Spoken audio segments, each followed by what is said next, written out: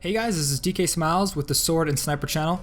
Thanks so much for tuning in to another episode of Skyforge. So, I'm going to come out with a series of where I'm going to test out all the different classes right here in the training grounds. And I've already done a couple of them. Well, actually I've only done one of them, to be honest with you. The Necromancer, and that's the costume I have right here. So I'm going to go through and kind of give my first impressions for each one of these classes and how I feel about the different mechanics, how the class plays, the different play styles, and maybe give some tips and things from the stuff that I see while I'm trying out the different classes. As well as at the end of the episodes, I'm going to show off each of the classes' specific class costume. As you can see right here, I actually just unlocked the Necromancer's class costume. So I was figuring, hey, why not start with the Necromancer first? So let's go over to the Necromancer and start the Necromancer training.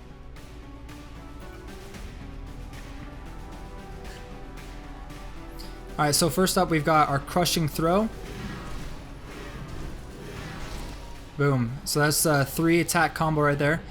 And also just to let you know, when you're attacking as the Necromancer, so let's say I'm moving like this, you can't move. You can't move and attack, so you have to actually stay in place. So remember that when you're playing as the Necromancer. You can move and then attack, and you can move, go like that, but you can't attack while moving, so keep that in mind. If you're going to pick the Necromancer class, it's not the most mobile character class that you can play. So next up we have Cursed Ground. So Cursed Ground, when you activate it, it makes an area of effect ability on the ground where these hands come up. Any enemies caught within this circle, they get slowed down as well. If you kill an enemy while they're in this circle, they'll actually turn into... Let me get him in the circle first. They'll turn into a golem, and you can have... I think you can have up to 3. So let me show you real quick. I'll kill this guy. Oh man, I needed... Well, I guess never mind on that one. Okay, so next up we have Use Hellfire. So that's 1 left click. So what happens when you do this, it inflicts damage over time to all enemies within an 8-yard radius of the selected enemy. So I've got the middle one. So I attack first, and then I activate Hellfire. And it causes damage over time to each one of these enemies, as you can tell right there. So I'll do it one more time. Scoot up, attack, and Hellfire. Boom! Bada bing!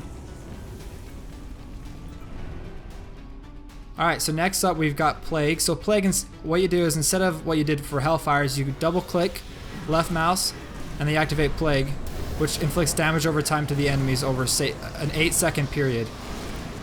So it creates like a thundercloud in the sky, and lightning strikes the enemy. So I like using Hellfire and then activating Plague. And so they're pretty much just gonna get nailed with a ton of damage right there. So I'll do that again.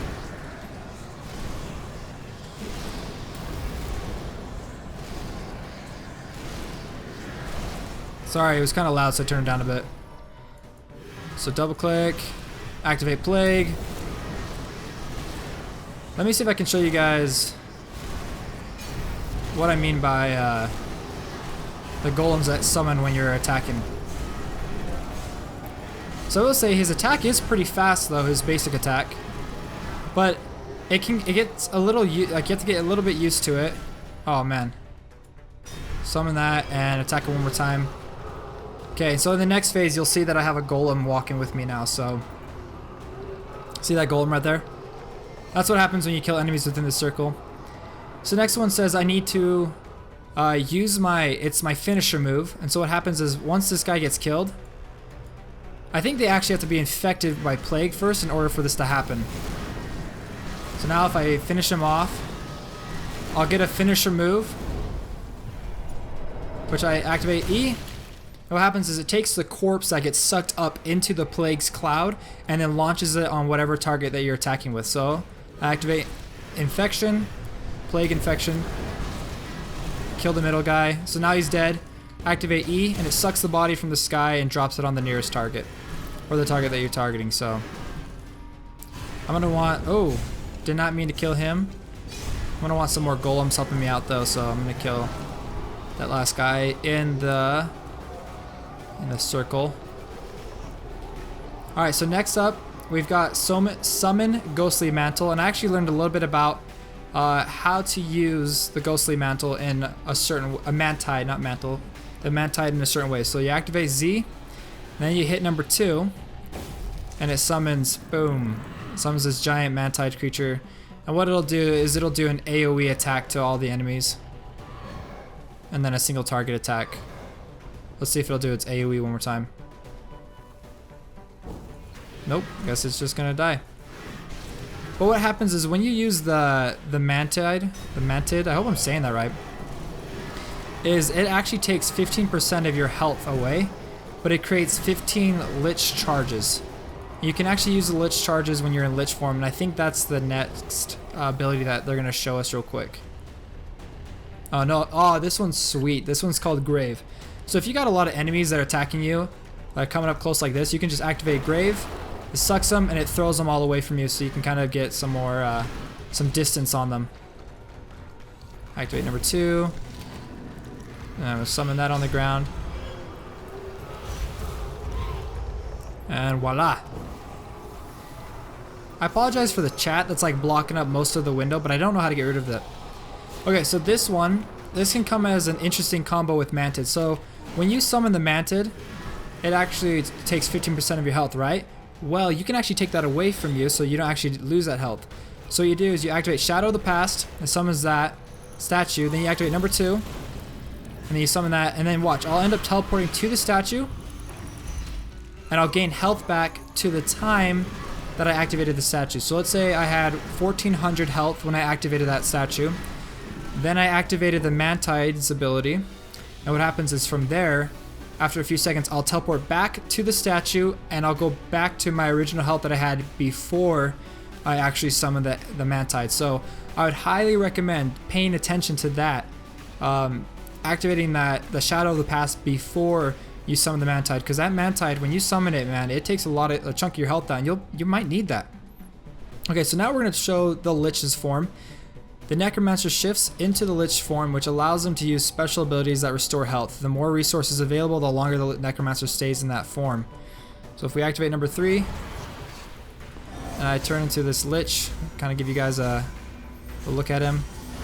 And he has, so far all I've seen is he has like a single target attack that, and I think this is a glitch on their part, but look at this. My character now has blonde hair.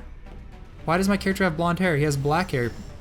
Any producers are watching this, please change my character's hair back to black. Okay, so now I've got a basic show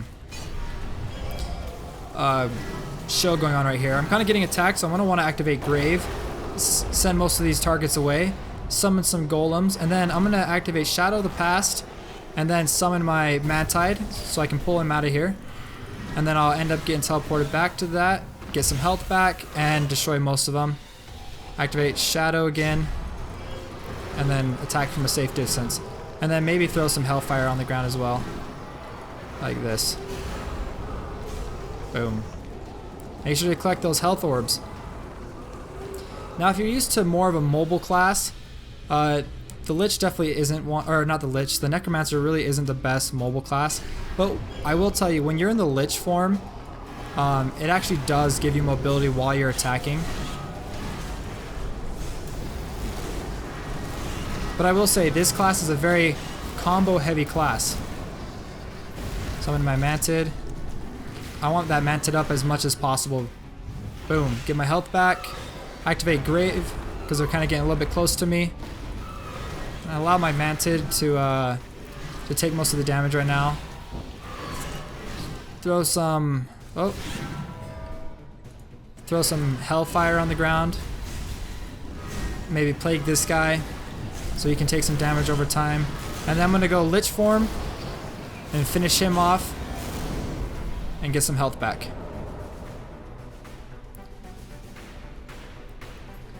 Okay. So to take on the boss, I guess that was an infected guy still left in the air. Okay, so what I want to do, I'm going to activate my stone, back to Shadow of the Past, summon my Mantid. Oh, I did not mean to do that. Oh. Okay, throws down some Hellfire. Plague the enemy. Maybe... oh, Grave doesn't work on him. Note to self, Grave does not work on the on bosses, so don't even be trying to attempt that. Throw down some Hellfire. Throw down some Plague on him. Oh. Oh. He's getting pretty close right there. And maybe what I'm going to do is I'm going to activate Lich Form. Go into Lich Form and just start spamming my quick attack, trying to get back as much health as possible. Unfortunately, I didn't have very much resources right there.